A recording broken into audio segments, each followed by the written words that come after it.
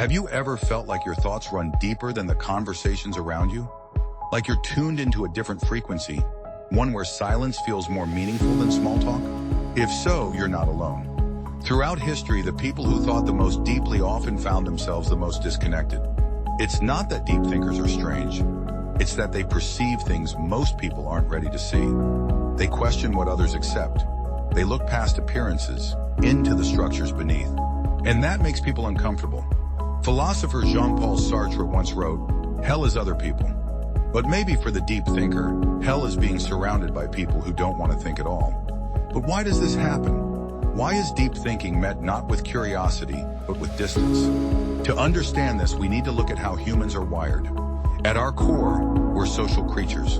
We evolved to value belonging more than truth. In ancient tribes, survival didn't depend on being the smartest. It depended on being accepted. And this instinct is still with us today.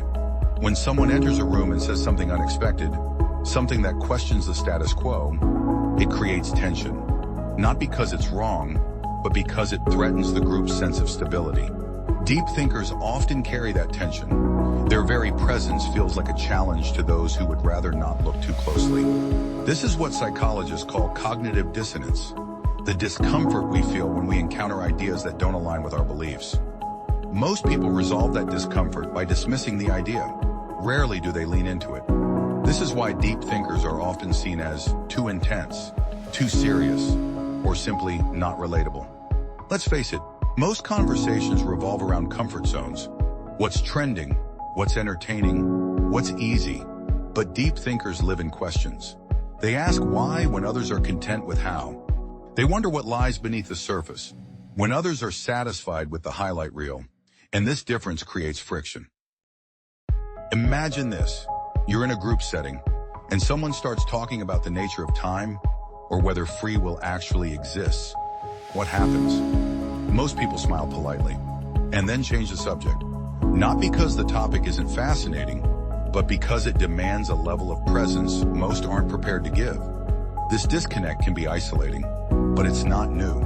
History is filled with individuals who felt the same dissonance. Think of Emily Dickinson, whose poetry went largely unread during her lifetime, or Kierkegaard, who published his most profound works under pseudonyms because he feared ridicule.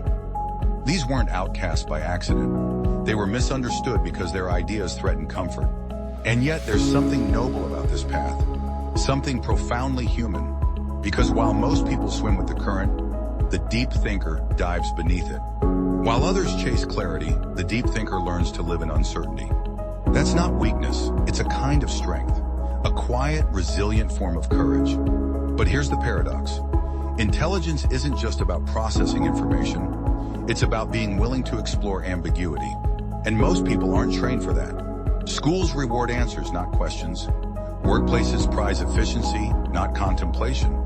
Society moves fast. Thinking deeply takes time.